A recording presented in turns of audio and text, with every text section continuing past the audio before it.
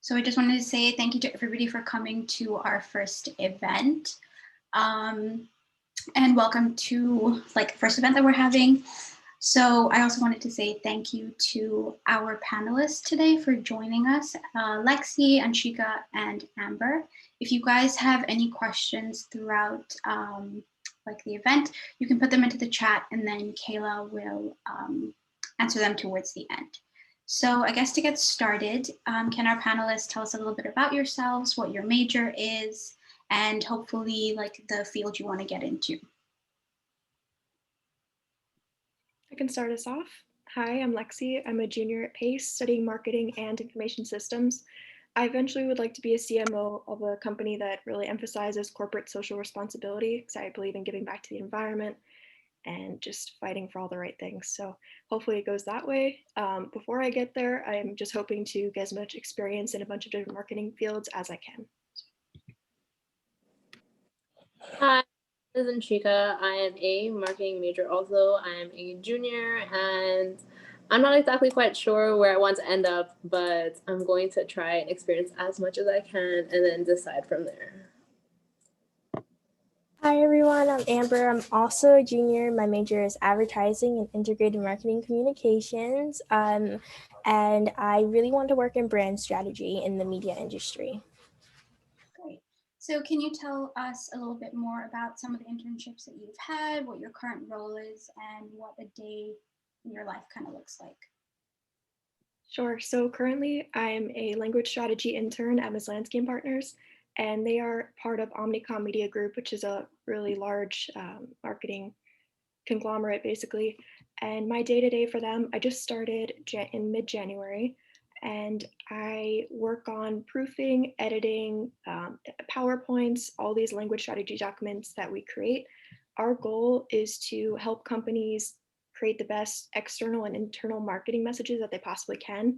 So we hold market research groups, focus groups, in-depth interviews to all talk to people and figure out the best specific language we can use for these companies and help them be the most successful getting their message across. So my day-to-day is just helping with that as much as I possibly can. As far as previous experiences, I've been an intern at Kairuniverse, which is a boutique marketing agency. And I've also interned as a sales and marketing coordinator at New Tradition Media in Manhattan. And I've helped out with the Clio Awards every once in a while. So I'll just start off with Clio, which was my first internship. I was a program and development marketing intern there. And in terms of how I got there, Ad Club had the event with Clio, and I met Ashley there and spoke to her, and then applied for the internship, and then just got an interview, and then started. It was a really cool experience because I got to learn a lot about the major players in the marketing industry. These are like names that I hadn't heard in classes or anything before, so that was really cool. And I got to look at how their own business works and how they run their whole award show, mainly concerning advertising. And I got to work just a little bit with the marketing department before COVID hits. And mainly we did research for them for different agencies around the world and just put together information so they can reach out to them to enter the awards. And currently, I'm supposed to be interning with Lividini & Co., which is a PR and brand strategy firm. I'm still waiting on approval from the International Student Office to do that. But when I had the interview with them, they said they were explaining my roles that I would have, and it would be mainly looking at the press and how their clients have been put in the media and just doing press clippings. I think it's just a very different experience from past experiences. So it'll be interesting to do that and work with them. So I'll start chronologically. So the summer of freshman year, I interned at Amiel Jewelry, which is a startup fashion jewelry line where I did most of their social media, and I ended up freelancing for them until January 2020 when I ended up working at NBC Universal.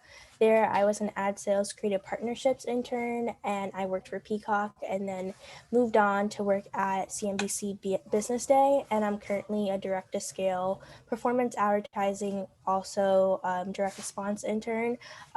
Just because I didn't really know what it was. Pretty much what my team does is that after national makes all the sales and spots for advertisement for various networks, it's my team's job to fill the remnant spots. So if there's like an extra spot on local somewhere, then we'll take one of our advertising partners and put them in there. So smaller advertisers. So with that, I work with a lot of one sheets and social media prospecting for my internship. And then I just accepted an offer to work at Viacom over this summer, where I'll be working for MTV Entertainment in their consumer marketing group.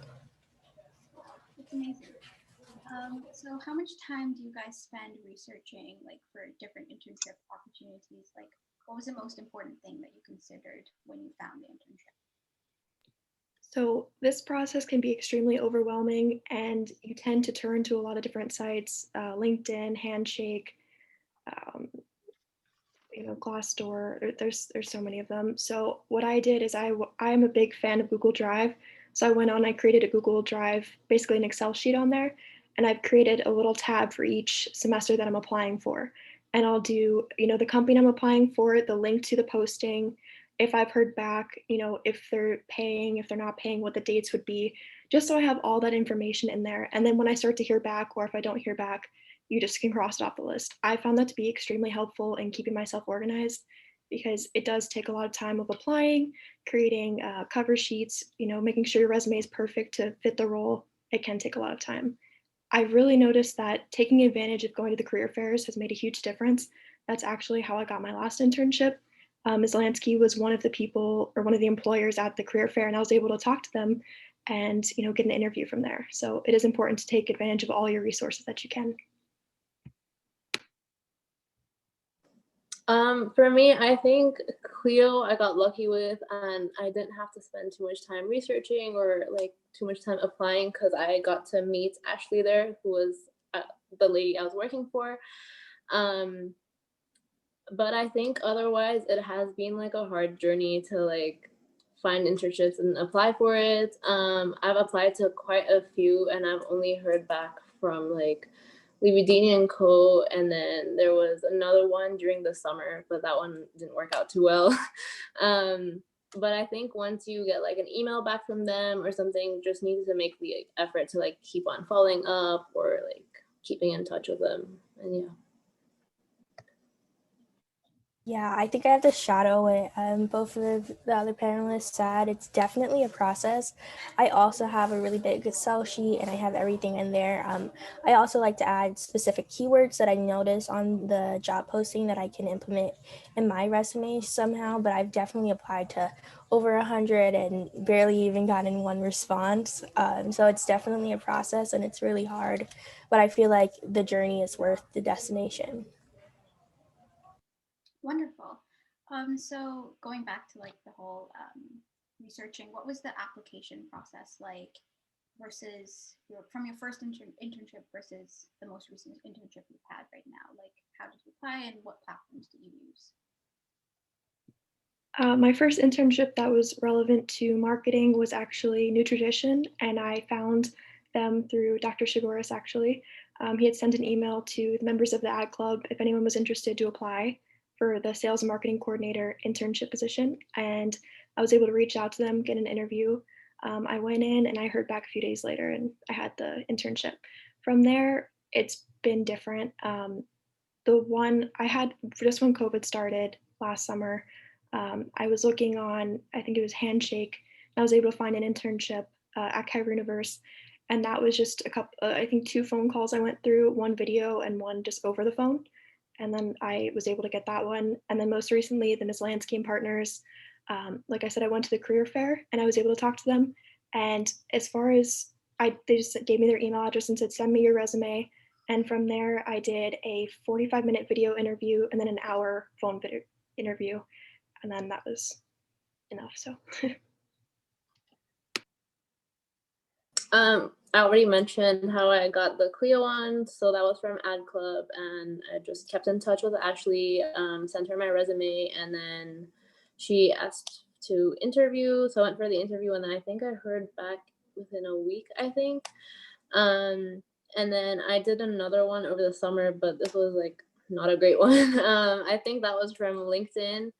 And there was no like real interview process or anything for it. They just sort of like looked at my resume and they accepted it. And then Lividini and Co. I did do almost a 1 hour phone call with before like any hearing back or anything. So yeah, that's how it worked out for me.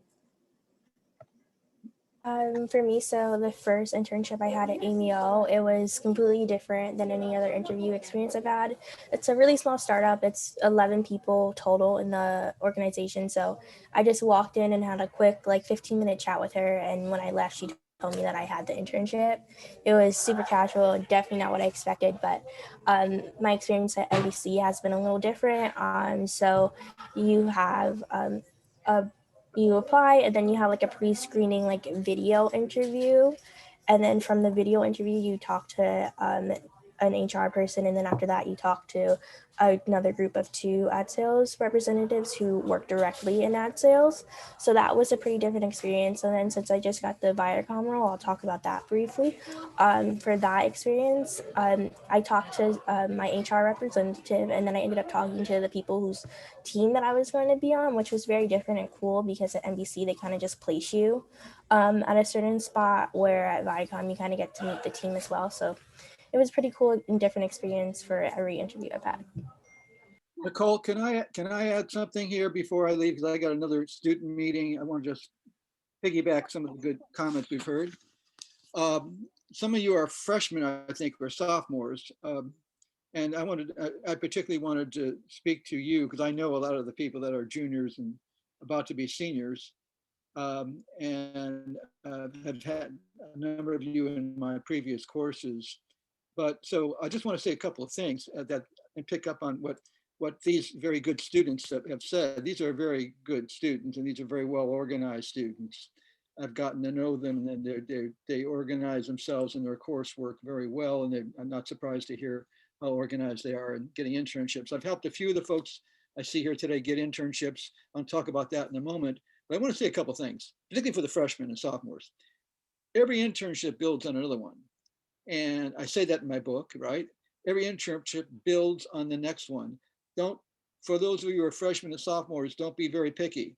Just get some experience. But as you progress from semester to semester to semester, from summer to summer to summer, and I've had some students by the time they graduate with 7 or 8 internship experiences. But as you progress, you can get pickier and you can get more demanding, right? But in the beginning, I always talk about the 4 C's. There's cash, how much are they paying you? And when you're a junior about to be a senior, you can try to get paid. But when you're a freshman going to be a sophomore going to be a junior, cash doesn't matter as much, believe me. There's credentials. Some internships look good on paper, even if you don't do anything, it looks good on paper, right? And that's worth something, even if you don't do anything. Others, there's capabilities.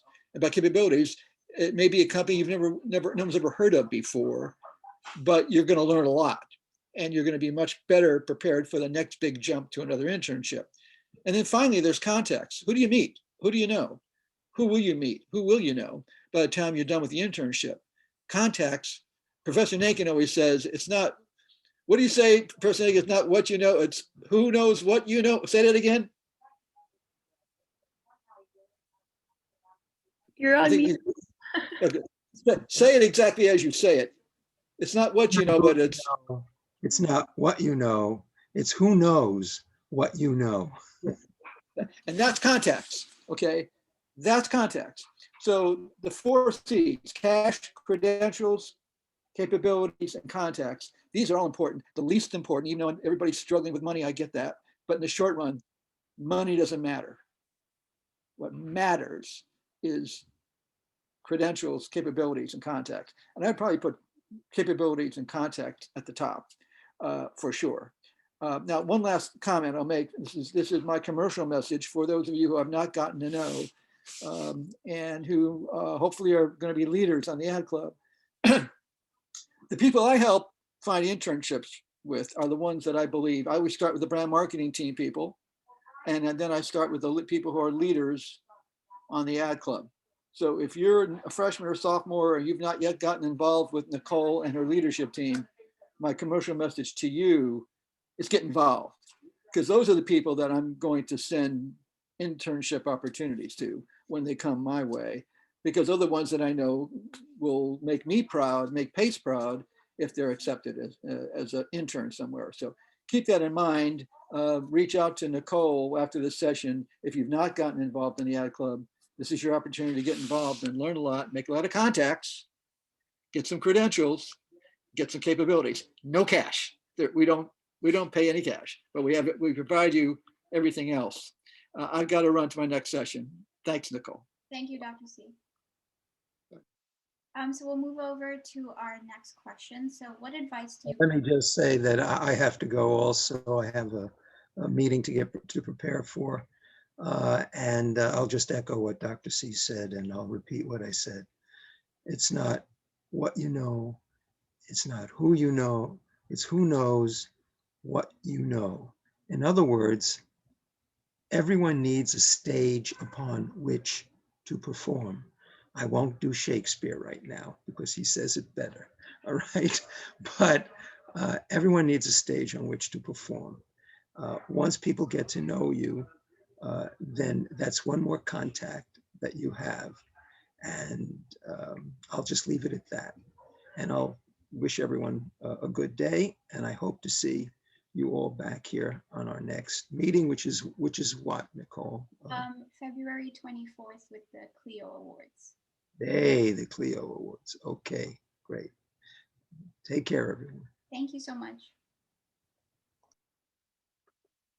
So we'll move over to our next question, which is, what advice do you have for people who are currently struggling to find internships because of the pandemic or just in general? So I know they were just both preaching about cash and, your internships do not have to be paid.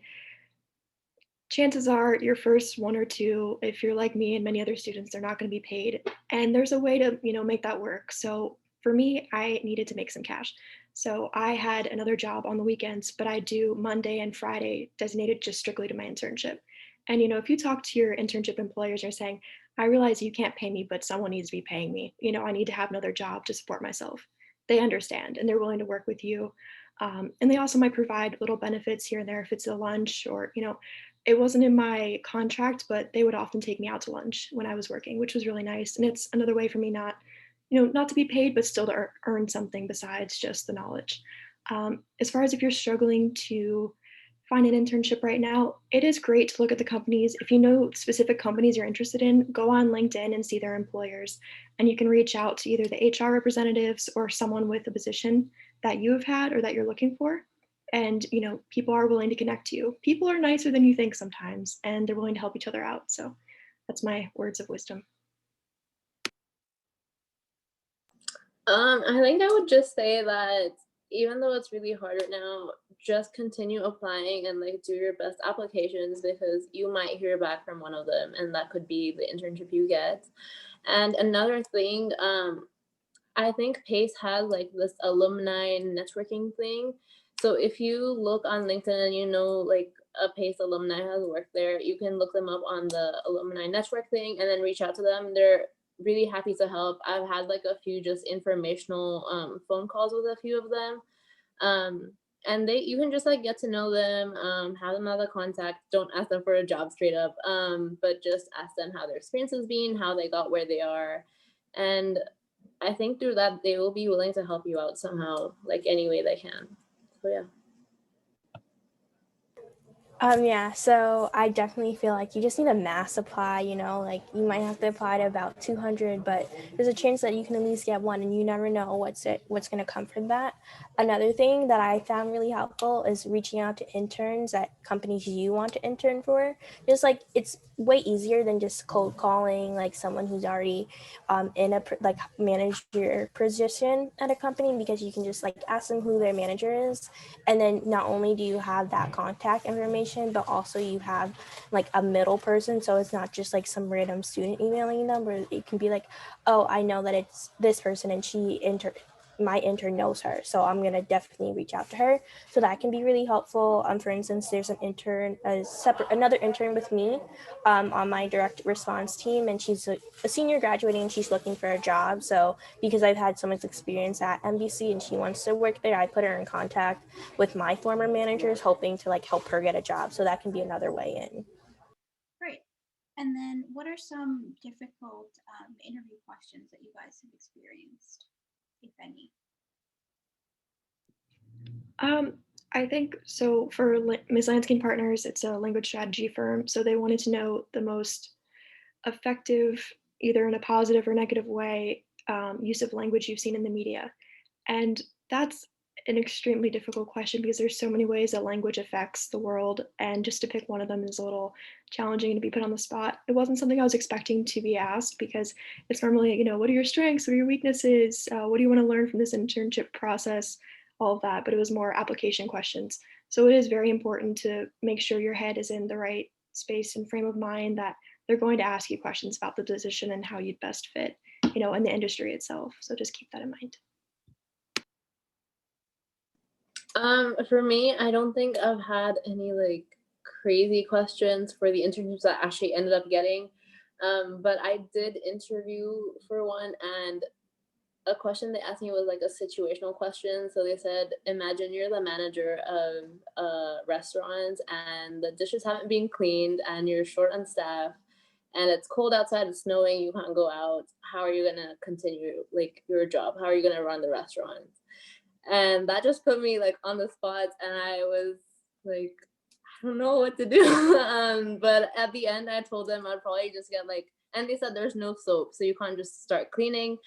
So I think they're just testing how you would react in like situations like that, which are kind of unlikely to happen, but they just want to see how you react. And I ended up saying that I would get the soap delivered and then like close the restaurant for like a few minutes and out, like as long as it takes to clean everything up, and then like go ahead. I don't know what they were looking for, but I think it's these situational questions that you don't really have like answers ready for. More like the strengths and weaknesses you can prepare for, but the situational ones are a bit tougher to do. So my out of school and like internship hobby requires me to do interviews. So I feel like interviews are typically a more fun one for me, and I like to get hard ones, but I never really feel like I get a genuinely hard question because of it. I have to say that a question that I don't necessarily like is the question, what are your weaknesses? Because I feel like it's putting you on your spot to pretty much just like out yourself about something. But I usually like to take the like strategy of like evolving and showing growth from like, oh, I'm pretty bad at this, but like from that skill, I've been able to do this, and like lack of skill, I guess. So yeah. Great. So our last question before we open it up to everybody else is, what has the experience been like from being in person to now onboarding and being virtual? One little thing before I get into that, also, if you're curious about what kind of questions your employer is going to ask, you can also look up the company on, I think, Glassdoor and other companies, and often there's other people that have been interviewed, and they'll write down the questions they've had. So you can kind of get an idea of what the interview process is going to look like. As far as the online process of my job, it's always been online for me. So my training was online. I haven't met anyone in person. I've never been to the offices, and everyone in the office, there's no one in the office right now. Everyone's working from Kansas and, you know, California, Hawaii, everywhere, when the office is based in New York. So everyone on the team is dealing with working virtually, which I think is great for my case because, you know, it's not like I'm missing out on other people connecting and you know, working together. We're all in this together. So I think that helps a lot. As far as challenges, I know it's hard for a lot of us to separate, you know, work and school and then having our own life, because it all seems like it's one day mashed together, at least for me. So it's really been trying to schedule my time out and just do a hard stop time of when I'm doing what. And that's really helped a lot for me. For me, so I started Clio in person for like a month or so, and then we had to go virtual because of the pandemic. That transition wasn't too bad because I'd met like people before and I'd spoken to them, and I knew like more or less what I had to do, what was expected of me. But at Levy Dini and Co, I think it's going to be much different. Onboarding, and then even like connecting and meeting other interns over there, even like my boss. But from what I've heard, she's super nice, and they are also all virtual, so it's not like we'll be missing out on like fun in-person things. So I feel like it's definitely like six in one hand, half a dozen in the other, because I was working at NBC like in the office during this time last year, and like the tree was still up, so I like went to the caf and I could like see it like from the windows, and it was just like such a surreal experience, and like to walk around all these different like studios and stuff was cool. But I think that working online has helped me a lot with access to people, because now people are sitting around at home and they're working, but also it can be kind of tiring working on the same thing and just like looking at the same screen every day, where now I can email like SVPs and be like, hey, can I just put 15 minutes on your calendar to talk to you? And they're way more willing to do it because like they want to talk to someone new and kind of like expand their circle. So I feel like that's really helpful. As for challenges, I feel like software is a big thing, because I spent like the first 2 weeks just trying to get access to everything I need to do a proper job at my internship, as well as I miss like in-person culture. Like I liked being able to just like walk up to like my manager's desk and be like, hey, can you help me with this? And now it's like super awkward on like IM, like on Microsoft Teams, just being, hey, I need your help. Like, can you help me? Because then you start to feel like a nuisance because we don't like the friend who like triple texts all the time. And like, I feel like I'm that person now, and it's very annoying, but it's the times that we're in, and I'm just happy that I have an internship during this time. Great. Does anybody have any other questions that they want to ask?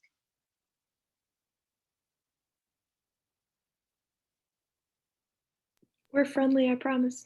I have a question actually. Of course. During your internship, have you ever been asked to do something and you just have like no clue like what it is, what you're asked to do, and like how do you go about, I guess, figuring it out? Every single day. So everything that Ms. Lansky does, I've never seen before, and I don't think any people really have ever seen it before besides the people who work in this company.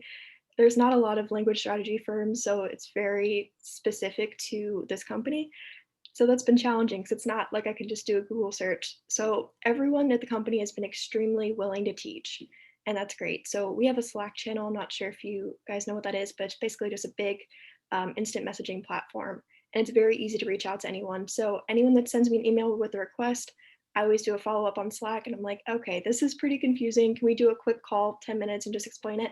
And they're more than willing to help, because then spending that 10 minutes to teach you how to do it is worth them not spending the 5 hours it's going to take to do the project. And that's the biggest thing that I've taken away from it. People are willing to give you that little bit of time so they can save more of theirs. And it works out for both of us in the end. But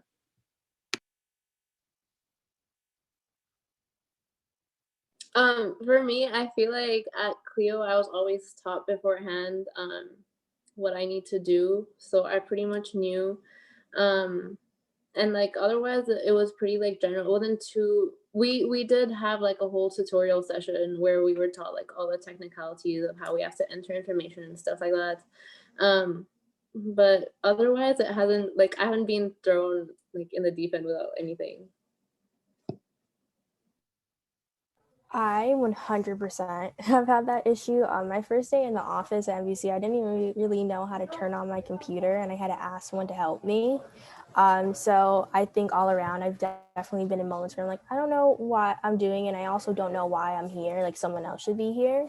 And I feel like moments like that really bring out like imposter syndrome and stuff. But it's just like you have to remind yourself like you're valid, and like your worries, like it's your first day or even like a couple months down the line. Like you're an intern and you're there to learn. So everyone on your team understands that. And when you don't really know how to do something, ask them. And if they don't know how to do it, sorry, that's my work computer. And if you don't know how to do it, then Google it. I remember I was tasked with making a budget for Peacock on Excel, and I had no clue how to do that. And my managers were like, just Google it. Like, I don't really know either. So like, it's simple. And like, I think something else that was hard for me was learning all these different industry and also like company specific terms, and like just like trying to like Google things and then not realizing that they're not on Google because it's like just a company specific term, and like trying to figure those things out. But it just takes time, and everyone understands that you're in this environment to learn and figure out what you want to do with your future. So most people are just going to be like super welcoming to help you out. We have one more question. So what do you do if your resume doesn't have a lot of experience on it? Would a first internship care as much about that, or are they willing to take you in order to gain that experience? So for me, at least, I worked a lot in high school, but it wasn't anything related to marketing. It was working at summer camps or, working at a clothing store. Putting that experience helps a lot too, even if it's not, relevant to marketing. It just shows that you have a worker attitude. Also, you can put if you were in any clubs in high school. If you're a freshman, your high school experience is your most recent thing. So, whatever you did in high school, if you're on a sports team, if you had a leadership position in that, any clubs you had, if you ever volunteered. And as you start to get up, further in your college career, you can create, any projects you've done, any team projects, you can put that on there and, make sure you just describe what you did and what the actionable steps were, and what you accomplished by doing this specific thing. If it's captain of a soccer team or if it's, you know, computer technology project, anything, just make sure you say what you did and why that's important to who you are and what you're trying to accomplish. I would agree on everything Lexi said. I did the IB, so we had to do a lot of projects. So I had a lot of my projects on my resume when I was still looking for my first internship because I didn't have any job experience or any of that before. And it's important to have those things that you think might not be related to like your actual internship or job search because a lot of the skills are transferable between jobs, I guess, or like just skills that you have. So it's good to have them, and like when you get an interview, just like talk about them, and then they'll might even ask you like, how can you apply these skills to like your role here? And yeah, I think they would also be understanding of the fact that you're looking for your first internship. Like people understand that. Yeah, so when I was looking for my first internship, I had no experience, like no job experience in high school. The closest thing to experience I had was like the Nordstrom Fashion Ambassador program.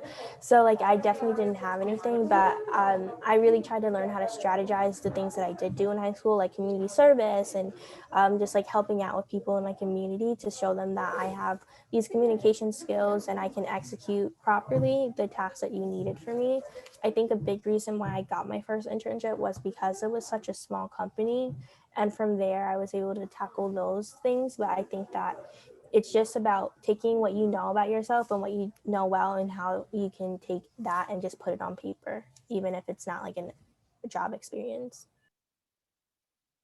Great. Thank you guys so much for coming today and being on our panel. I really, really appreciate it. Our next event is going to be February 24th with the Clio Award. It's going to be a spotlight event. And if you guys have any questions or anything that you want to like ask any of us, you can DM our Instagram, or if you go into Setter Sync and join, you can also send me an email from there. But if anybody has any questions before we end, I'm happy to answer anything. Okay, great. Thank you guys so much for coming today, and we'll see you at our next event. Thank you. Thank you. Thank you. Thank you. Thank you. Thanks. Well, Good job, guys.